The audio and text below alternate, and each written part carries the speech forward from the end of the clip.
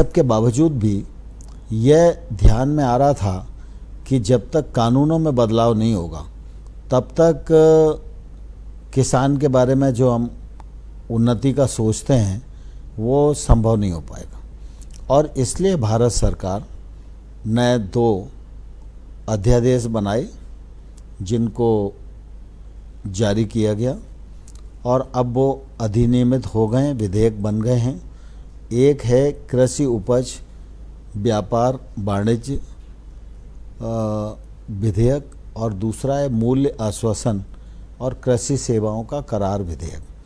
ये दोनों जो विधेयक हैं ये निश्चित रूप से किसान को एपीएमसी की जंजीरों में जो जकड़ा हुआ था उसको मुक्त करने वाले हैं, आज़ाद करने वाले हैं।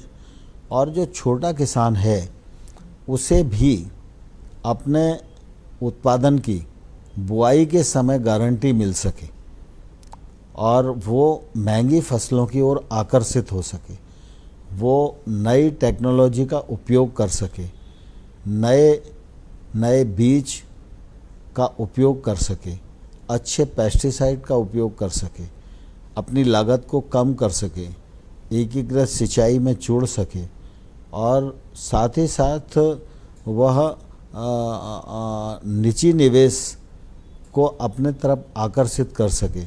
इस दृष्टि से ये दोनों बिल बहुत ही महत्वपूर्ण हैं, किसान के जीवन स्तर में क्रांतिकारी बदलाव लाने वाले हैं।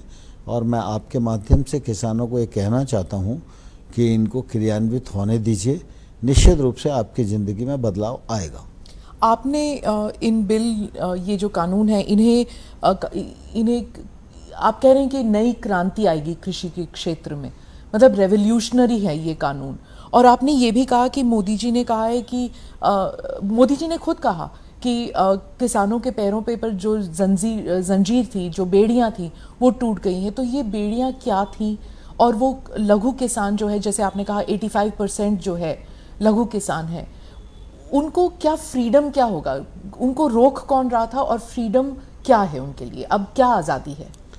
देखिए, अभी क्या था, किसान परिश्रम पूर्वक अपनी खेती करता है और उत्पादन करता है। अभी किसान को अपने घर से अपनी उपज को लेकर मंडी में लाना पड़ता है और मंडी में 25-30 लाइसेंसधारी व्यापारी होते हैं। वो उसके उत्पादन का ऑक्शन करते हैं। ऑक्शन में जो भी भाव तय हो जाए, किसान की मर्जी का, किसान की बिना मर्जी का, उसको उसी भाव पर अपना उत्पादन बेचने के लिए मजबूर होना पड़ता था, क्योंकि वो आज अपने माल को लेके आया मंडी तो किराया लगा, अब उसे भाव नहीं मिल रहा है तो लेके घर जाएगा तो फिर उसका परिवहन का खर्च लगेगा, फिर किसी दिन दोबारा मंडी में आएगा तो फिर उसका परिवहन का खर्च लगेगा। और बार बार वो आए और जाए कि भाई आज नहीं तो कल उचित मूल्य मिलेगा, आज नहीं तो कल उचित मूल्य मिलेगा। तो इसके कारण किसान को परेशानी थी और किसान बार बार आए जाए इसके बजाय शाम तक वो इंतज़ार करता था और शाम को जो भाव लग जाता था उसी में अपना माल बेचकर जाने के लिए मजबूर था। हमारा जो एक्ट है, ये एक्ट उसको मंडी के बाहर भी किसी भी स्थान से किसी भी स्थान पर अपनी मर्जी के मुताबिक भाव में अपना उत्पादन बेचने की स्वतंत्रता प्रदान करता है। एपीएमसी मंडियों में टैक्स लगता है। हमारा जो विधेयक है इसके माध्यम से एपीएमसी प्रेमाइसेस के बाहर जो किसान ट्रेड करेगा उस पर न तो राज्य का टैक्स लगेगा और न केंद्र का टैक्स लगेगा। तो स्वाभाविक रूप से जो मंडी की जंजीरों में वो जकड़ा हुआ था, इस एक्ट के बाद वो मुक्त हो सका है और अब अंतर्राष्ट्रीय व्यापार वो कर सकता है और किसी भी व्यापारी से वो कह सकता है कि मेरा माल इतने का है, आप लो तो ठीक है, ना लो तो ठीक है। तो इसीलिए कुछ लोगों का मानना है कि ये आप मंडी प्रणाली जो है वो ख़त्म सा हो जाएगा और एपीएमसी को, जैसे आपने एक खलनायक के रूप में आप उसको पेंट कर रहे हैं? नहीं नहीं, मैं समझता हूँ ऐसा सोचने का कोई कारण नहीं है। एपीएमसी कानून राज्य का है और एपीएमसी राज्य की संरचना है, राज्य ही सरकारें उसका संचालन करती हैं।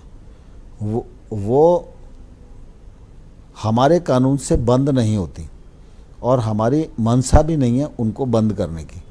हमारा कानून कहता है कि एपीएमसी की परिधि के बाहर जो ट्रेड एरिया हम घोषित कर रहे हैं उस ट्रेड में किसी प्रकार का कोई टैक्स नहीं होगा और अंततोगत्वा इसमें किसान का फ़ायदा ये होगा कि जब मंडी के बाहर व्यापार होगा तो बिना टैक्स के होगा, मंडी में जो व्यापार होगा वो उस पर टैक्स लगेगा।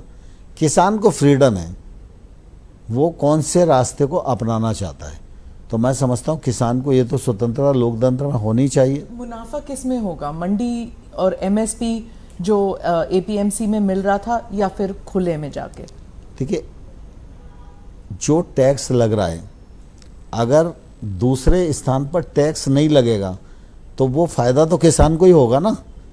अभी कोई भी व्यापारी, जैसे पंजाब की मंडी में 8% टैक्स है, अब व्यापारी किसी किसान से सामान खरीदता है तो उसे मालूम है ना कि मैं ये खरीद रहा हूँ, इसके ऊपर 8 लगेगा, तो उतना वो कम में किसान से खरीदता है। जब टैक्स फ्री हो जाएगा तो ये फ़ायदा मुनाफा जो है किसान को मिलेगा। और जहाँ तक एमएसपी का सवाल है, एमएसपी पर तो हमने कहा है कि खरीद होती रही है और आगे भी होती रहेगी। खरीफ की एमएसपी हमने घोषित कर दी है और रबी की एमएसपी भी हम लोगों ने घोषित कर दी है। खरीफ की जैसे ही फसल आएगी सरकारी खरीद शुरू हो जाएगी, एफसीआई और नेफेड उस खरीद को करेगा।